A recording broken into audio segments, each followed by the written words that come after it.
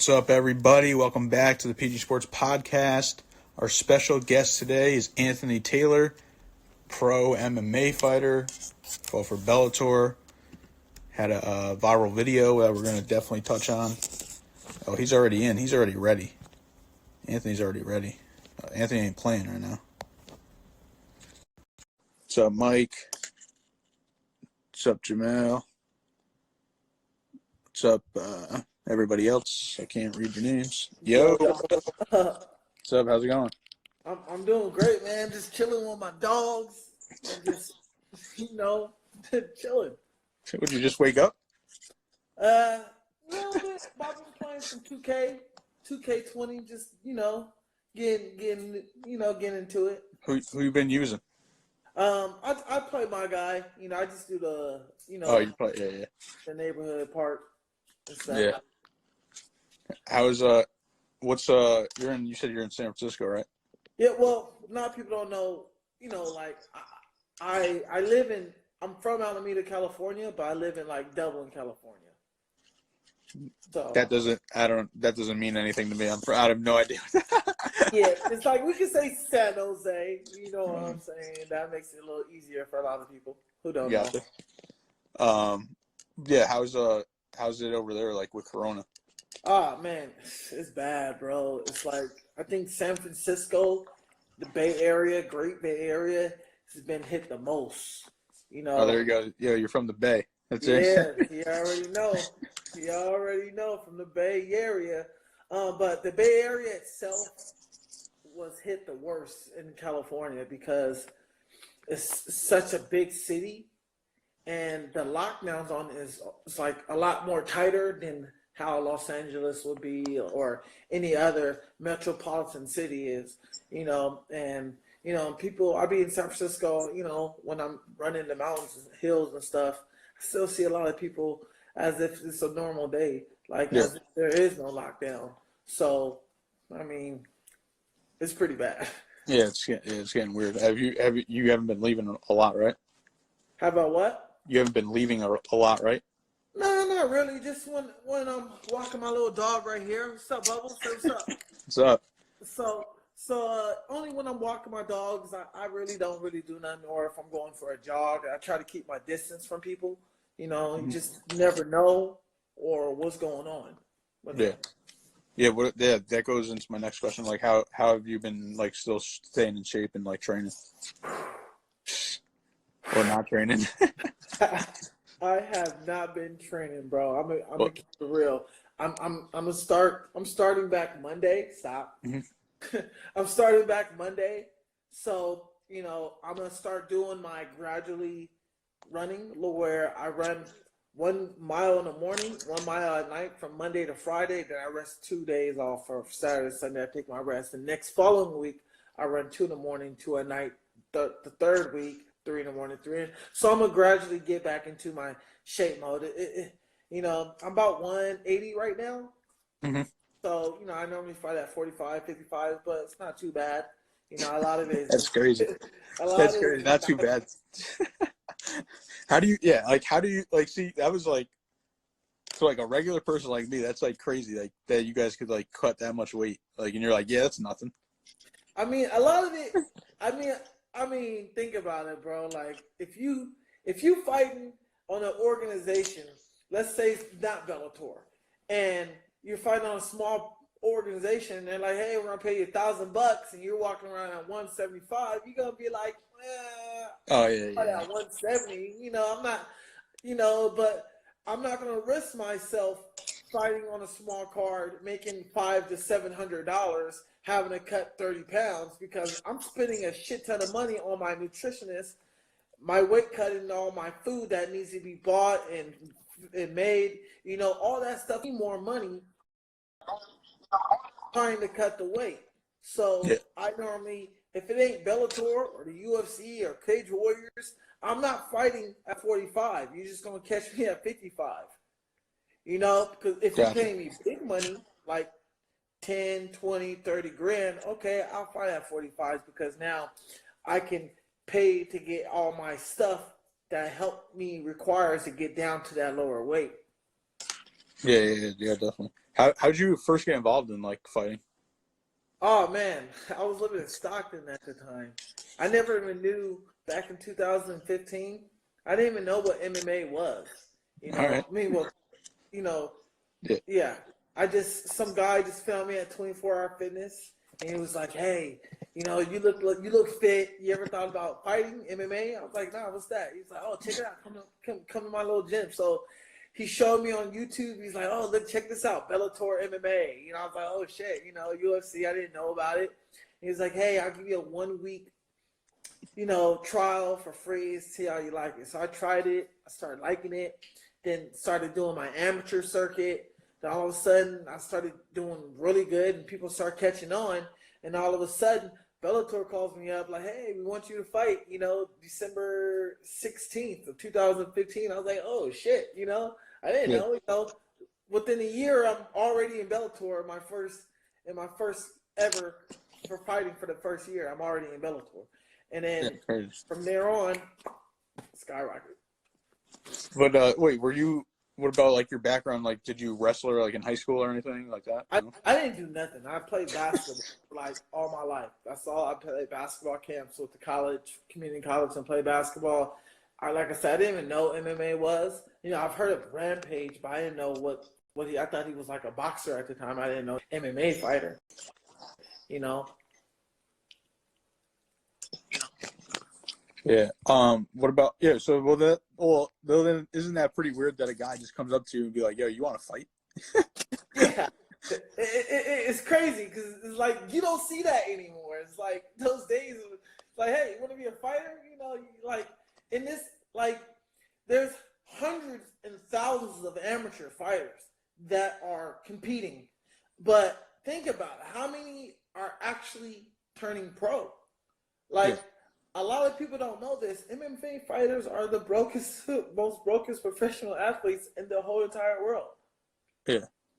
Yeah, I don't think. Think, Yeah, I mean, I don't think the average fan realizes like what you guys actually go through, and like you said, like the training and how much it costs to actually like exactly. train again.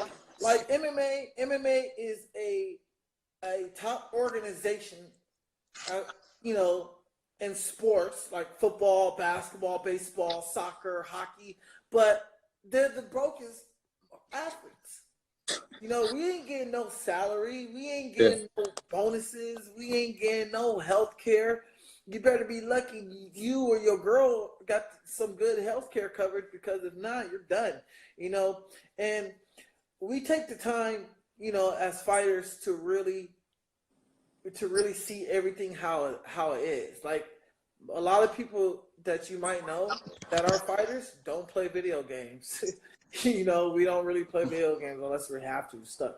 We love to eat, and we just love to have fun. But you see all these professional athletes spending hundreds and thousands of dollars on their body per year. Like, come on, bro. Why do you think they've been performing at such a high level? Because they have the money and the opportunity to do that. Unless you're like Conor McGregor.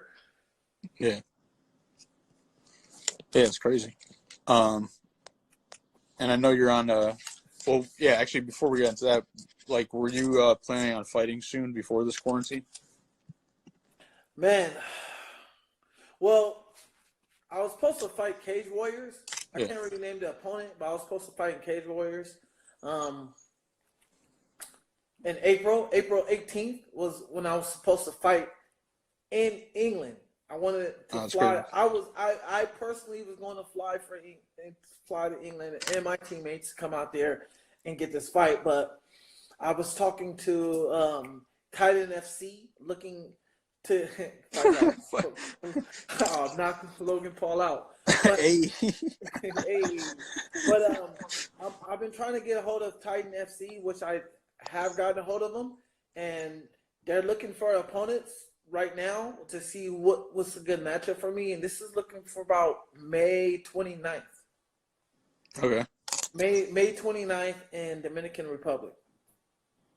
So, well, is it like, what are the odds of that happening though? With now, I don't even know. So I start camp Monday, so I don't even know, bro. Yeah. After that, then I'm looking to defend my title, my URCC lightweight champion, in August if it happens, and then I go to England. I fight Cage Warriors in October. Go on a 8-fight win streak. Go 10-5. And my two options are, which we weighed on the table. Hey, I go back to Bellator, or the other option. Yeah. I go to the UFC. People from the UFC are watching me now. Yeah. So I'm still a free agent. I'm not currently signed with nobody at the moment. I'm not signed with Bellator or any small promotion. I can choose wherever I want to go. I have a great manager and a great team and a great camp, coach, everything, UFC. A lot of matchmakers from the UFC are aware of who I am, and they just want to see me perform and get a couple more wins. Yeah, what about, have you been seeing like the UFC like stuff with, they were supposed to have the event the 18th, now it just got canceled? Oh yeah, definitely, bro. I mean, it's crazy. What can you do about that? I mean, think about it. It's like the quarantine is bad, but it's good because it gets you to think like, yo, I need to slow down with like everybody. Hold up, slow down. Yeah. Let's think about what you really want to do. And I mean, a lot of fights were scratched. There's Bellator now. They're watching, huh? Yeah.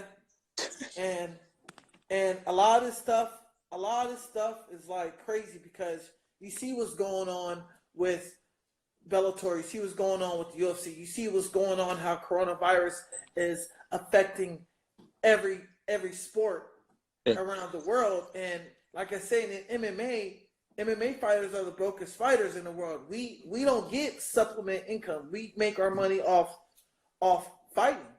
Yeah. And it's going to change. Over time it's going to change because the sports does evolve, and it's going to be something greater than what it is. It'll take time. It might take 10 to 20 years from now, but it will take time. Yeah, I don't know the answer to this, but is there like some kind of like MMA union? I don't know. That's something of my knowledge. Yeah. I don't know at all. Like, I've never even heard of it. This is my first time of me hearing it from you, Paul. I'm sure like it just sparked in my mind when you said that, like evolving. Like, I feel like that will probably happen eventually too. Like, if I would say the closest organization who would do something like that will probably be Bellator MMA. Yeah. A lot of people say Bellator is a great organization, and here I don't know UFC, so I can't speak on UFC. Yeah. But I can speak on Bellator because the people in Bellator, all the staffs, the matchmakers, everybody in there, they get involved personally with the fighters and coaches. Even if you're not a signed fighter with Bellator MMA, you got guys like Mike, Scott, Rich. A lot of those guys, they get personally involved with them. Mm-hmm. And getting involved with the fighter makes us feel comfortable as fighters to be like, wow, we like this organization. We like the way that you guys represent us, and we like how you make us feel comfortable as a fighter. And, a lot of people do like Bellator, but a lot of people don't like Bellator. So you have your ups and downs. You have your criticisms, you have your naysayers, and you have your support warriors.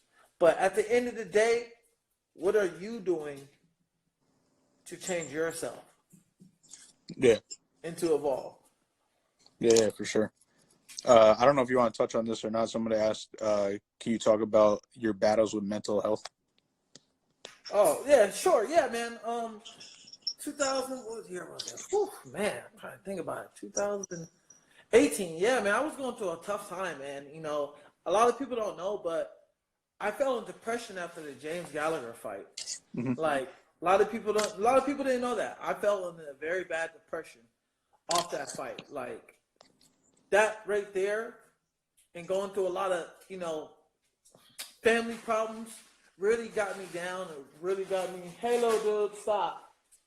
It got me really, like messed up in the head. I was just sad. I was suicidal, and I just didn't want to do anything. I wanted to quit, Luckily, I had my coaches and my teammates, there. But ultimately, I didn't take my life.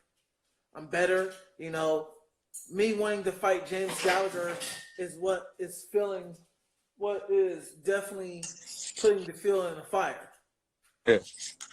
And I'm just eager to get back, step in the cage, and show the whole world why I belong. I might not be the most, efficient fighter or the best striker, but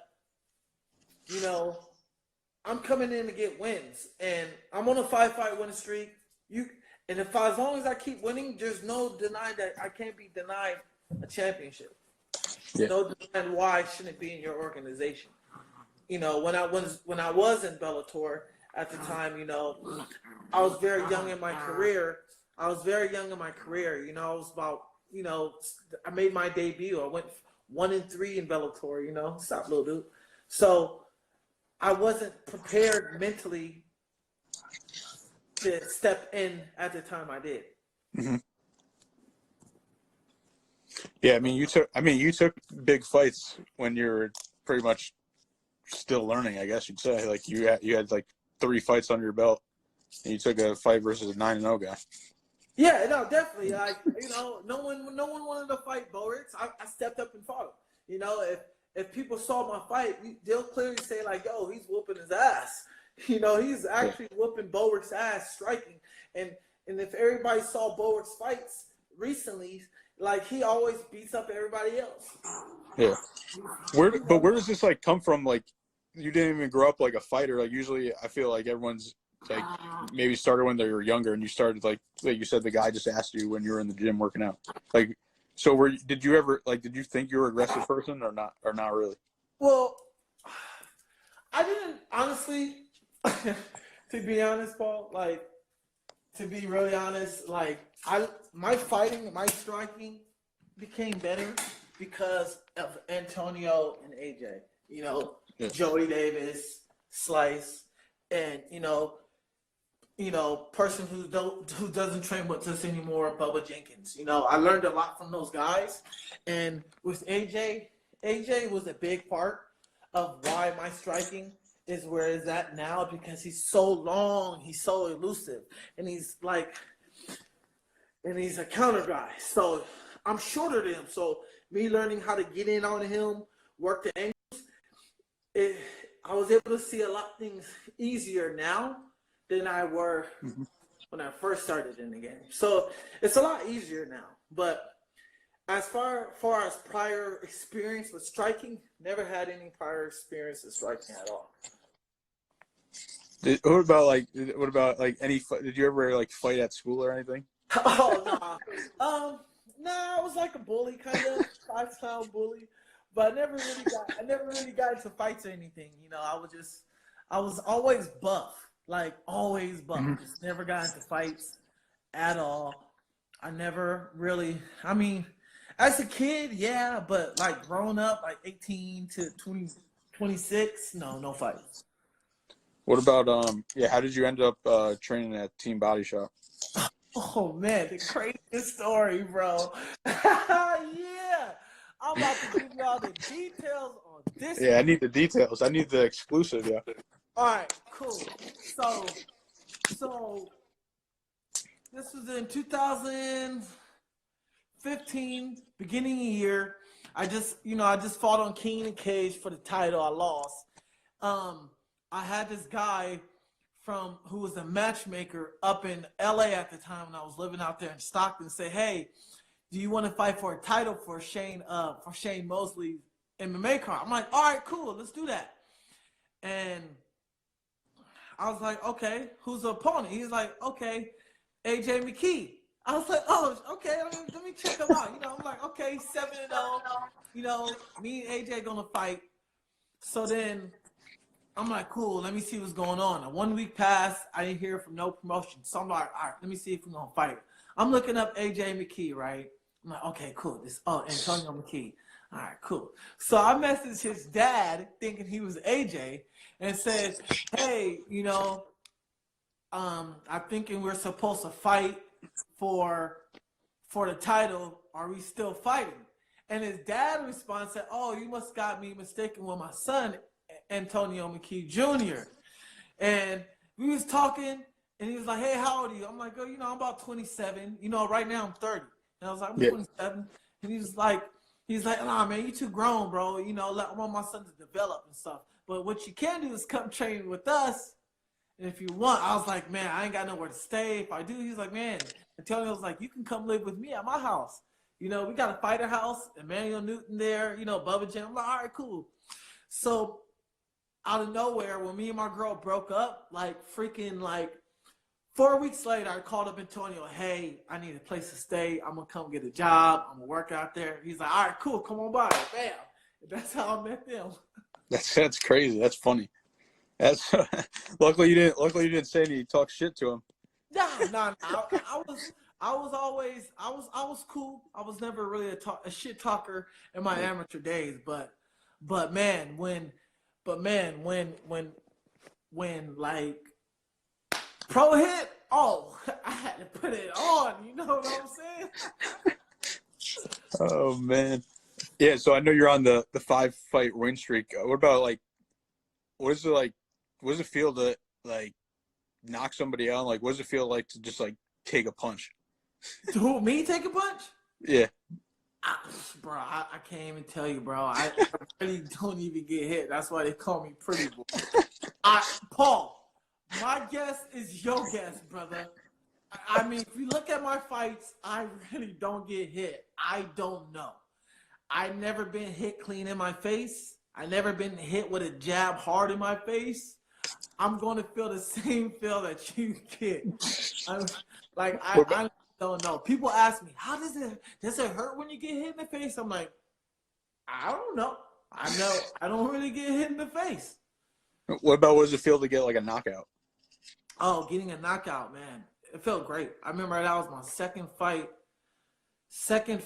ever in Bellator. Knocked this guy out named Victor Jones. 27 seconds. Overhand right. I'll send you the link. Came in with a jab, with an overhand pow. Knocked him out straight clean with a ground and pound. I was like, oh shit. This was like the best moments of my life. All you see was like the angel music, shining on me. I was like, yeah. You know, I was so excited when I had my first knockout because I was like, yo, this is real. You know, and I mean, fortunately, it's not in, you know, Bellator archives, but I still have the video because a female friend of mine went to the fight and they recorded it, and it was pretty epic, bro. Like, seriously, pretty. Yeah, I just typed it in YouTube. It wasn't there. Yeah, I'll send you. I'll definitely send you the link, brother. I'll send you the link for sure. Yeah, Matter of fact, yeah, I'll go ahead and send it to your phone. So when you do have it, you'll know what I'm talking about. It was pretty epic, man. It was like. Oh yeah, send it to my phone right now. I'll pull it up on the computer. Okay, I'm gonna do it right now. Let me see. Where's that? Give me about 30 seconds. Let me grab these dogs because they about to go crazy right now. Give me 30 seconds. Intermission. Anthony Taylor had to take out his dogs.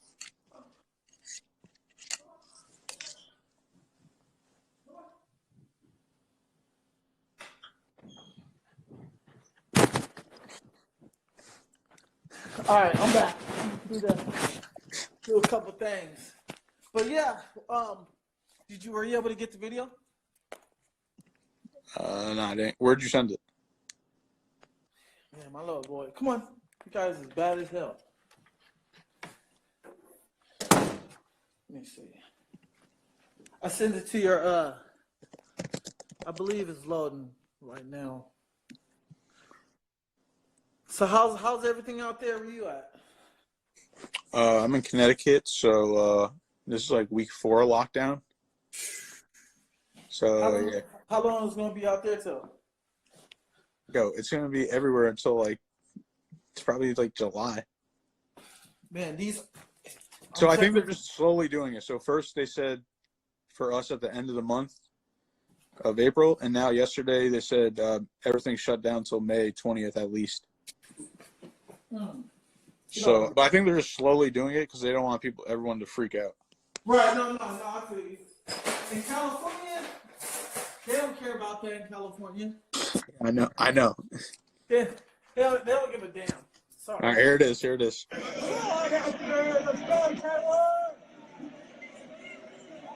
Oh.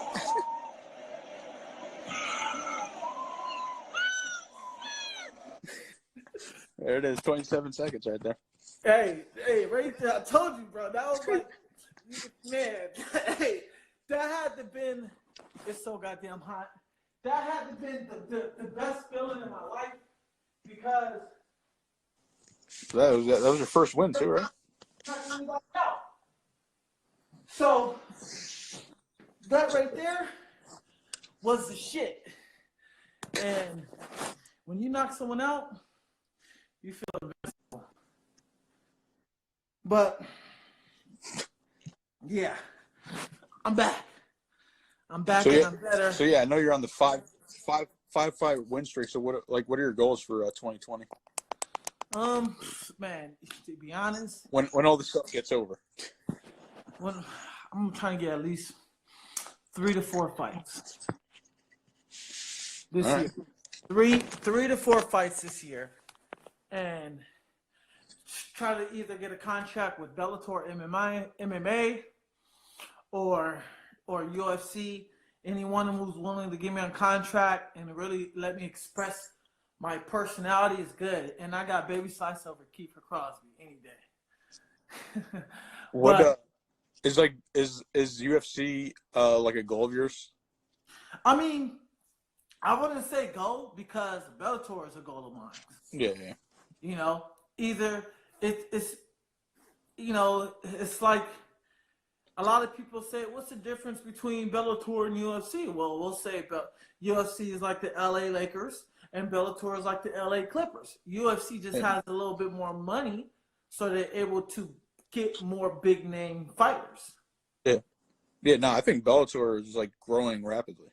You know, Bellator's brand is so huge, and it's just growing like so fast. It's just UFC's been doing it for so long. Yeah.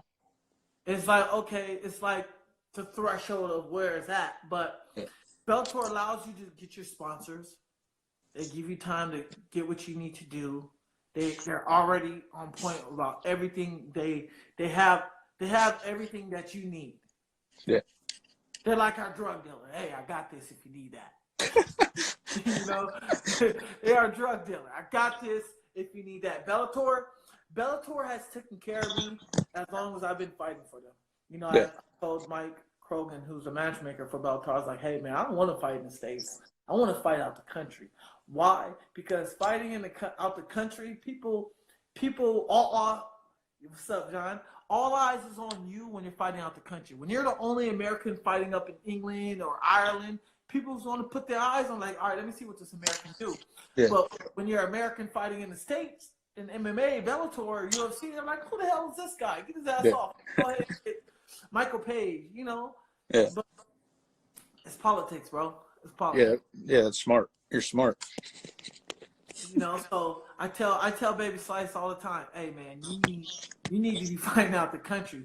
Build your brand. Like Rampage built his brand fighting in Japan. Yeah. Bob Sapp built his brand fighting in Japan.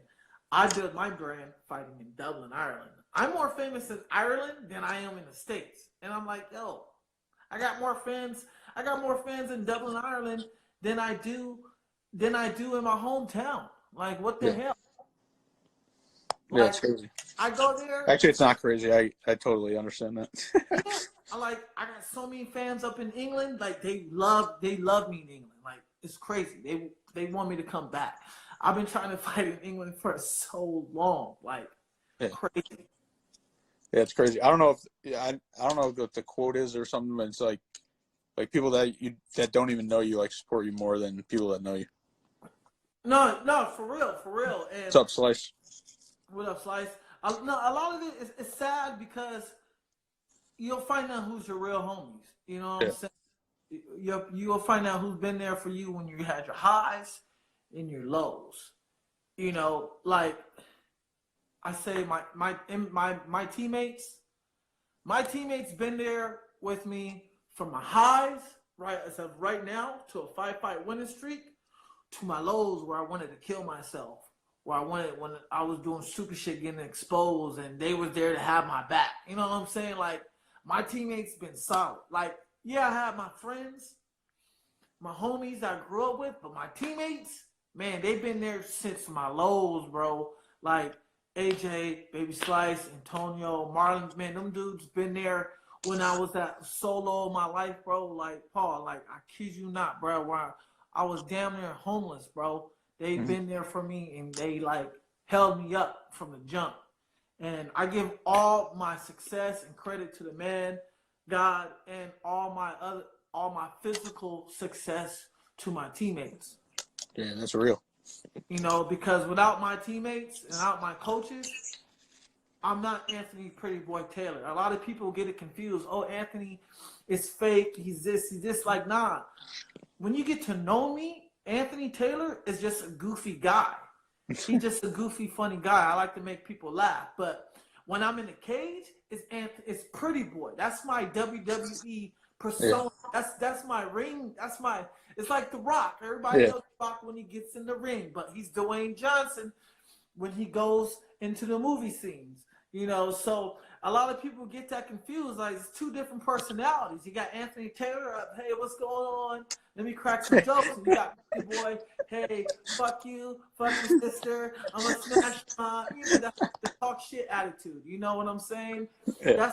That's the Pretty Boy that people get, is the entertainment WWE part.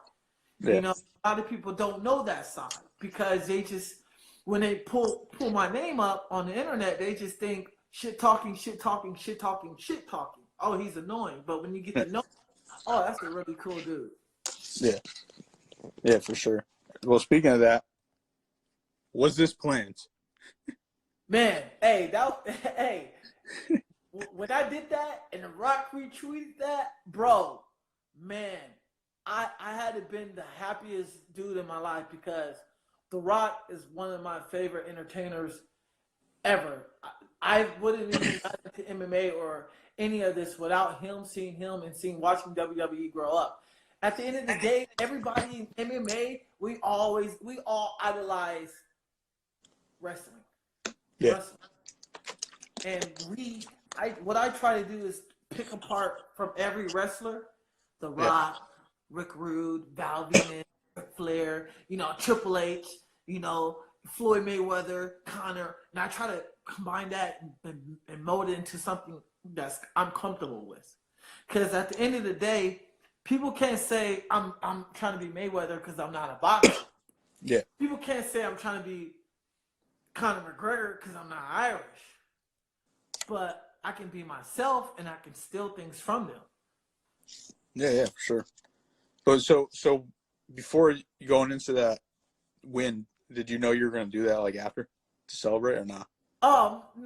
I knew that's my signature move right there. If I get like a finish, I normally do it when I get a finish. You did do it right before. You did it before, right? Yeah, I did it. So I had the full clip of the knockout. I don't have it no more. It's like 59 minutes. But when I knocked the dude out, I did the people's elbow. When I went to Ireland and submitted the dude, I did the people's elbow. That's my signature move. Slice just bumped it up. He's like, all right, Ant, once you get a win or a knockout, I'm gonna throw in the band. I'm coming, you're gonna rock bottom me in the cage, and you're gonna do. I was like, oh shit, you know that's gonna be the highlight right there. That's gonna be the highlight right there. Yeah, it's dope. Wait, so how did The Rock get to see it? Well, Bellator tweeted it because they're good buddies with The Rock, and The Rock retweeted it. I was like, man, ESPN tweeted it, Bleacher Report. I was like trending, I swear, on everything. I was trending that night. Yeah, it was crazy. I remember that. And I'm looking up on the internet, The Rock of MMA. I was like, oh shit. You know, I was feeling myself, Paul. Like, I was like, shit, I'm on a 5-5 winning streak. Ain't nobody taking my girl. I'm gonna beat your man up. So did you get to talk to The Rock or not?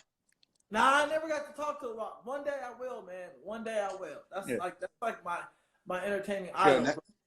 Next fight, you'll just have to invite him. Send him a DM. Man, next, hey, for real, I'm trying to go out to England.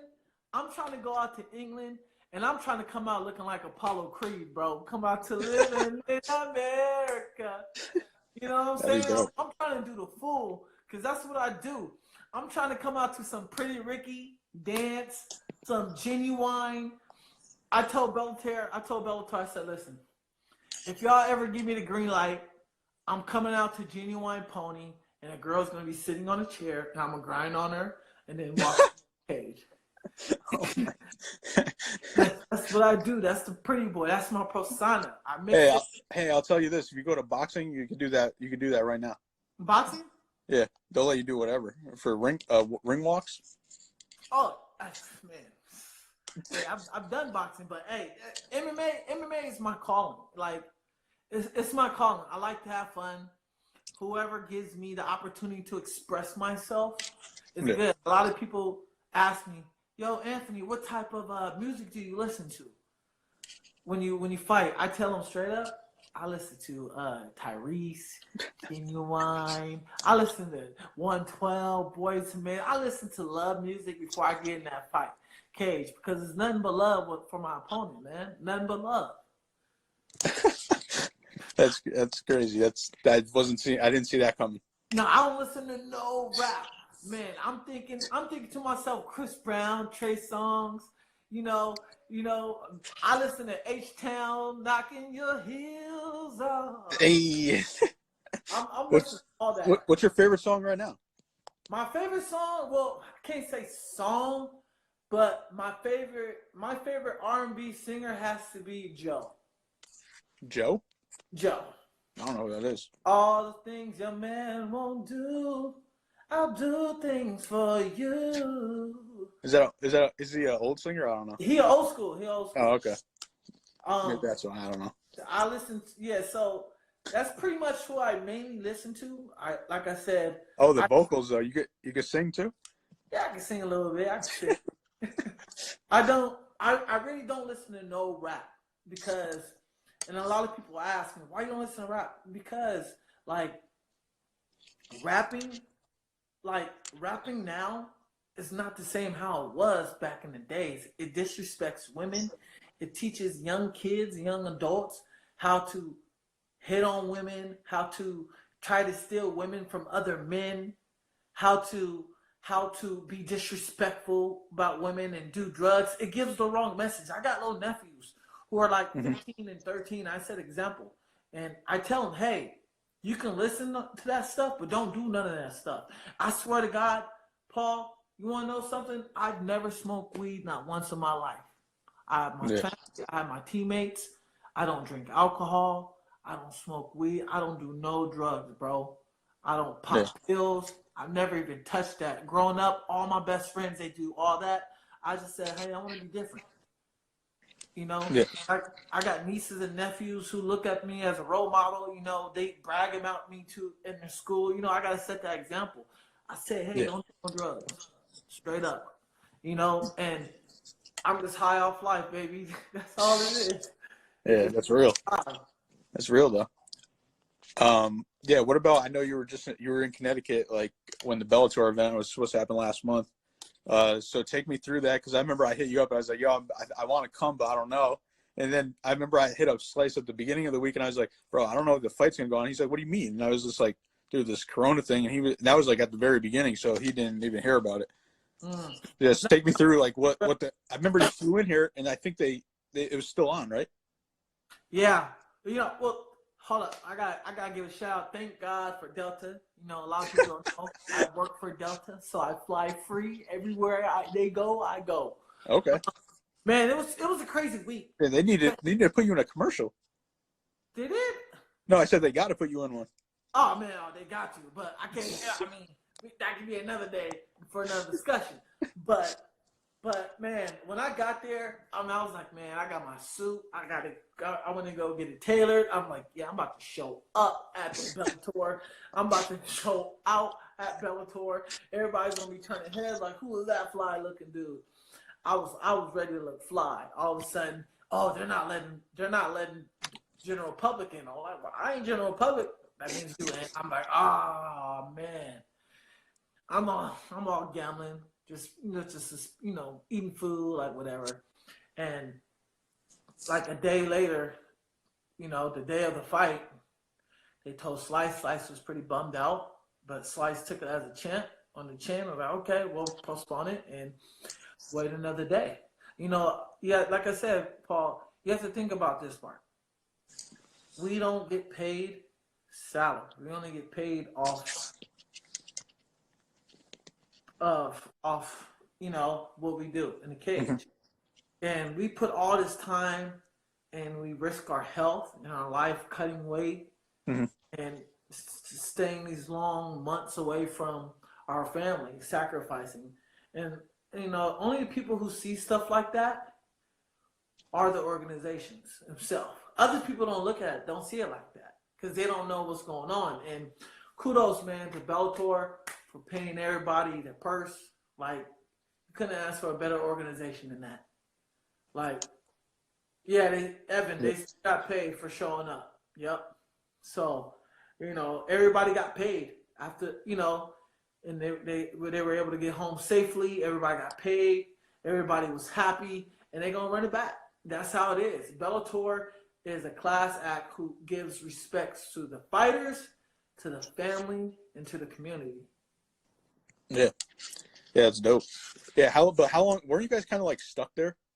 No, we was good. I was first flight back the next morning. I was like, ow, I'm not stuck.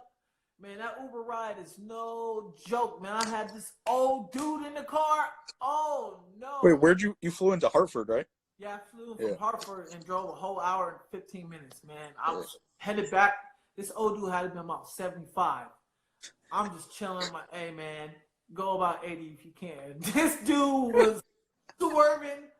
I'm like, yo, you good? He's like, my bad. I'm on my phone texting. I'm like, no. Like, I'm about to be a superstar, dog. You can't kill me yet. Oh, man. Superstar, you trying to, like, when you're driving, you hear that on the side. He's like, I'm trying to text my bad. I'm like, nah, I'm about to pull your ass over and drive myself, bro. Yeah. Connecticut, man, it's too green, too open. I'm doing good, Aladdin. How you doing? That is, is that the first time you were in Connecticut? Yeah, first time I was in Connecticut, I went to Aviv Gonzalez fight in Israel with them. That was pretty fun. Right. Yeah, you've been everywhere. I'll tell you this, man. Oh, yeah. Tell me about the vacation thing you were on before all this. You got it in right before. That was perfect timing, huh? Oh, man. Like, me and my girl, we went to Paris. Yep. And then we got to go to Tokyo. Go to Tokyo. Tokyo is beautiful. The food is amazing. Akihabara Town, Electric Town. Oh my goodness. Anime Central. Shout out to One Piece. Shout out to Boruto, Naruto, and Dragon Ball Z. Man, that stuff is so fun. For all my anime lovers out there who's watching this, look it up. Akihabara Town, Anime Central. You can't get nothing better than that. It's so beautiful, Paul. When you go to Tokyo, eat the food there. It doesn't matter where you eat. You were just trying everything?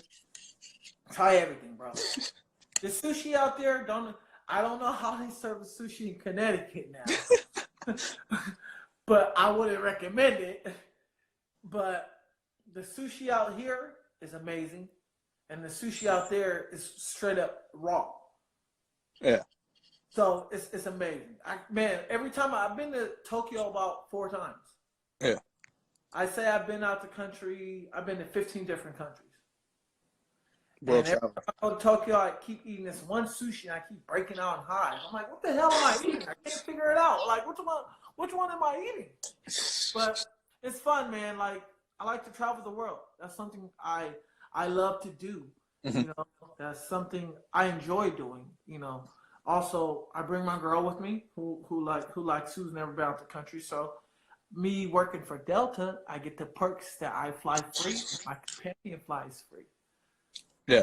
So tell me a little bit about that, because again, we talked about it, but a lot of people think most of the time, like MMA fighters, that's their main job. But as you said, you work for Delta. So what do you do for them? Well, I got the best perks for Delta. Well, working for Delta, I'm seasonal, so what I do is I load bags on the airplane. Yeah. And or take them to where they need to be, which destination, like, Terminal 32B, okay, 26C, Sub-Emilio. What I do is I work seasonal. So seasonal allows me to work from May to September. After that, they tell me to go home, come back next May. So I get the whole 8 months to fly around for free. All right. In any other airlines, anything. And man, I was so happy when they told me that they don't need me to come back this year. They waived all the hours. I'm like, man, I've been working with Delta for almost 2 years and ain't started not one day yet on the job.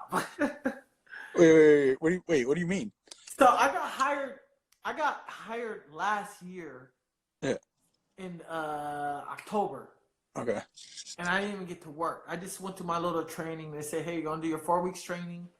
Then you'll come back in the summertime. So I didn't even start my job yet. But you can still keep your, hey, he know what I'm talking about. But yeah. Yeah, she know what I'm talking about. Yeah. So I worked for Delta. So I went from October, and it's like, come back in May. We're going to bring you back in May. That's when you start your day. So I get the call like, hey, Mr. Taylor, we're not bringing no seasonals back because what's all going on. We're going to have you come back next year. I'm like, cool, fine with me. I get to spend my time in Greece. I'm going to Brazil. So I don't need to come back to Delta the next following year. So my start date won't be until next year. And I still keep my travel benefits. I haven't even worked not one day there yet. How does that? So you haven't worked there yet? My friends telling me all the time, yo, you cheating the system, man. I'm like, I know. So what? So, all right. So what have you been? What do you like? What have you been doing now, like during quarantine and like besides obviously training? Like what have you been watching on Netflix and stuff? I mean, I'm right now. Here's the thing. My girl has kids, right? Yeah. So my girl's a nurse, so she works. Okay. I work too. I do Amazon on the side too, but her kids normally when there's a normal day, she has a babysitter who watches the kids. Yeah. I'm stuck with the kids now. So I watch. So you've been on daddy daycare. Yeah, I'm daddy daycare. So I watch the kids while she at work and stuff, and I'll go run. Like, man, trust me, I miss my teammates in LA. But right now, I got to be daddy. I got to play the daddy role until we can find a babysitter who can watch the kids while she's at work and I go training. Because what helps with the perks with Delta is I fly from San Jose to LA every week.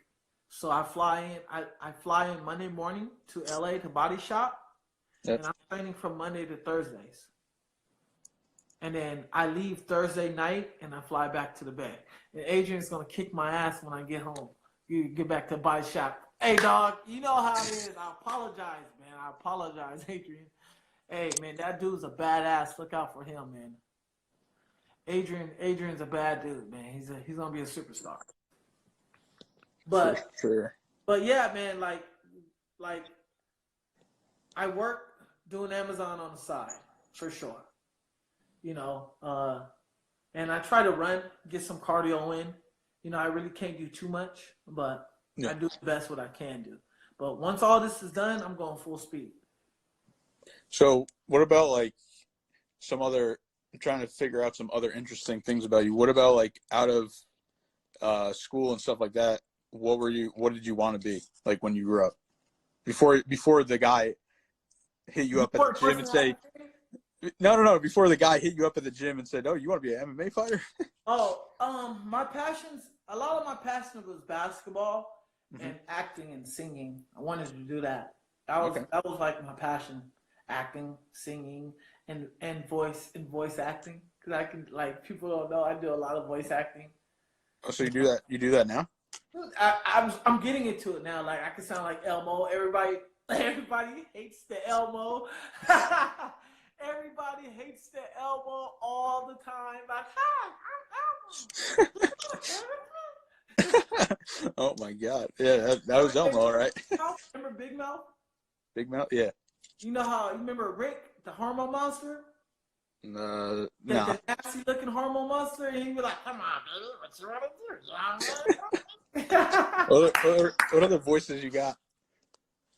I already did that baby voice. Let me see. Oh, I can sound like Marge Simpson from the Marge Simpson. Oh, Homer, homie, go ahead and bark. That's good. DuckTales, hack a screech. You got a TikTok? I just started it. I don't know how to do it. Yeah, you gotta make that, because there's TikToks like that where the person does the voiceovers. Like, so then you could get somebody to say, like, do the Elmo voice, and then you do it, and then do the whatever. I got to do it. I'm gonna have my teammates help me do it. That's something I need to learn. I don't know, but man, like other things about me, I like to definitely go to the beach. You know, I like to hang out with my family a lot. I'm a homebody. Yeah. If I'm not at home, I'm out the country. Yeah. So you're not really struggling during this. No. I prepared myself for this time. It was just unexpected because now I got. Yeah, for sure. So everything is great. Like me personally, Paul. Paul's my middle name, by the way. Yeah, no, I saw that actually. Anthony Paul Taylor. Yeah, but like 2020 is my year. Like, I know it's sad. I know. Like, I won my fight in January. I got verified in January. I got to go to two countries. What else? My boy Ray said his middle name is Paul too. Hey, we got the Pauls up in here. You know what I'm saying? Forget Chris Pauls. We got the Pauls. We got our own little group. Paul. What's up, Justin? Hey. But man, I think it's a good year. I got my license renewed. You know, that's important. I got approved for a credit card, and I was able to open up a bank account. So man, hey, things is going good for me. I'll be looking like, just because y'all had problems, I'm straight. I'm chilling. I'm training. This is just a setback for y'all getting y'all ass whooped sooner. Yeah, I mean, you're definitely a positive person. How do you stay positive? Man, I just like I'm gonna keep it real with you, right? You've been giving me you've been dropping gems, so. Like, think about it, man. Like, people are struggling, dying. You're gonna get that check from the government. Yeah. Nah, I can't get the check. I make more than he said. I don't qualify. But I stay positive because it's bigger than that. It's not that serious. When I'm getting into it with my girl arguing or family or whatever, I tell myself, bro, it's not that serious. Just talk it out. I maintain this loving personality because this is who I am as a person. I'm loving and caring. And life is so short. Like, you think about people like Robin Williams who killed himself. Mm-hmm. Bro, that was a legend. Imagine what he could have done now. How many movies he could have been doing right now. Like, with his voice. We all miss Robin Williams, but a lot of people killing themselves, man, and it's sad. And you know, and there's people out there who loves them, and the people out there love me, and I just want to be honest and open with people. Like, hey, this is who I am. I'm very positive. I'm a goofy guy. If you know, a lot of people don't realize I am an MMA fighter unless I take off my shirt and they see how buff I am. Like, oh shit, you're a fighter. Or they see my hair, like, oh shit, you're a fighter. But other than that, they're like, oh, you're a funny guy. Yeah, but I still whoop your ass, so keep it cool. My brother, keep it cool. But you know, I just stay positive in life, man, because like I said, it's not that serious. Yeah. It's not that serious. Well, now I gotta ask: Has anyone ever, like, say? Well, you said you don't drink or anything, but say you're out or something, and you say you're an MMA fighter. Has anyone ever like tried you? Once? No, twice. What happened? Two dudes tried to try me, because my friend was out and he was trying to talk to this girl. He didn't know that they was with him, but she was with him, and he ran and she felt offended because he was drunk. And she went to her dude tried to run up on my boy. I'm like, hey, man, it's not that serious. And he came at me like, hey, we're going to whoop your ass. So I'm like, check this out, bro. I don't know if you see, but do you see this cauliflower? I will whoop your ass and your boy ass. And then, oh, you a fighter? Here's the thing. I don't tell people I'm a fighter no more because this is what they do. You go around, you cross the street, or you get into somebody, you tell them, oh, I'm a fighter. Oh, you a fighter? MMA fighter? Okay, I'm going to shoot you. That's all they do. That's what they always say. Yeah. I'm going to shoot you because they know, hey, when you're fighting in the streets, there's a 50-50 chance you're going to win. I'm going to win if we're fighting in the streets. But now that you know I'm a fighter, your 50-50 chance just went to 0. Yeah. And now you're going to get your ass whooped. But hold up, I'm going to get my gun. And you can't do that in Oakland and San Francisco because the people out here will kill you for real.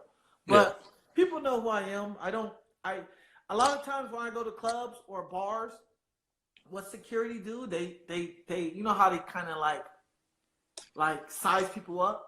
Yeah. So when they see me, they see that I have cauliflower ear.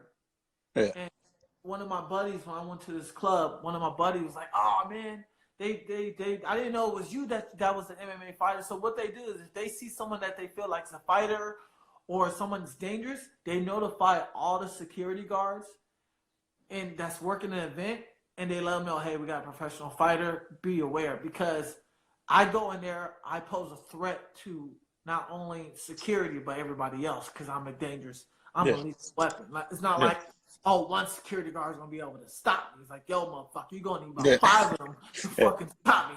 If I try to stop me, 4 of y'all motherfuckers going to have something broken. You know what I'm saying? Yeah. So I'm a risk to them. So a lot of the time when I do go places, a lot of security guards show me love. Oh, come on in, boss. Come in the front. You good. Come on in, VIP. So a lot of them show me love because they know who. Yeah. Most people know who I am. Most people don't know who I am, but they see the fighter. I'm like, yeah, I do a little dibble and dabble. Yeah, for sure. And you tell them, oh, where you fighting? Oh, I fight for Bellator MMA. Oh, okay. Yeah. Come on in, boss. Like, thank you. But man, like I tell people, I'm not a fighter. I'm an entertainer because entertainer opens you up to the bigger world, the bigger picture. If you're a fighter, you're just like, okay, I'm a Fedor.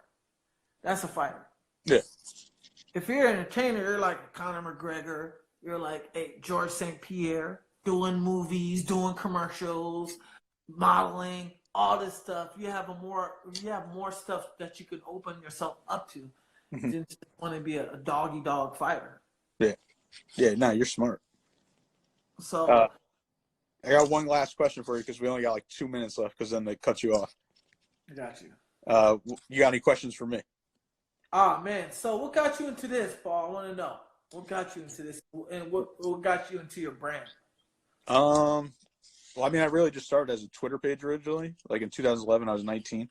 I wanted to be a sports agent. I wanted to be a baseball agent specifically.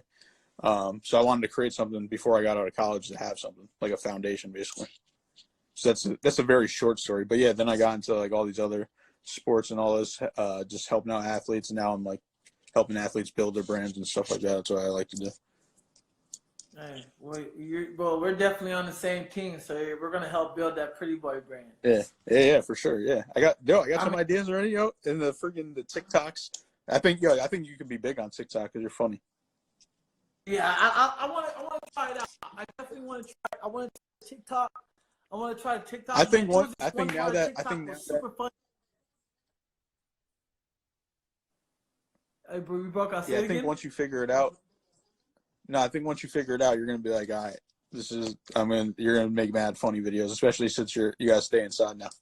Oh man, I can't even train. I want to train, but I can't train. I got them badass kids in the house. Oh man, damn man, shit, I got badass kids in the house. So hey, we still got. All right, man. Well, I appreciate. Twitter. Yo, I gotta get that shit too. Man, we gotta work, man. Who we gotta beat up? You're in the tech area. I'm gonna send you. I'm gonna get you a meeting, and you're gonna just go there. Cool, we can do that, man. Hey, Paul, appreciate you coming on, man. Yeah, thank you, man. We're gonna have so much fun, Yeah. man. We get to 10-5. Oh shit! Another gangster party. Uh, uh. I appreciate you.